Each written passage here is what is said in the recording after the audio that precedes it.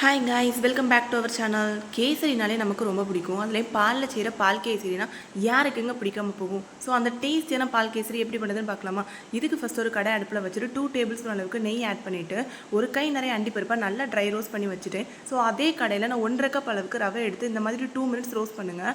ரவை ரோஸ்ட் ஆனதும் நான் 1.5 கப் ரவைக்கு 4 கப் அளவுக்கு நல்லா காய்ச்சின பால் ஆட் பண்ணி இந்த மாதிரி கை எடுக்காமல் நல்லா கிண்டி விட்டுட்டே இருங்க. ஸோ நல்லா மிக்ஸ் ஆனதும் ரவையும் நல்லா வெந்து இந்த மாதிரி ஒரு திக் கன்சிஸ்டன்சி கிடைக்குங்க. ஸோ அந்த டைம் நான் 1 கப் அளவுக்கு சுகர் ஆட் பண்ணியிருக்கேன்.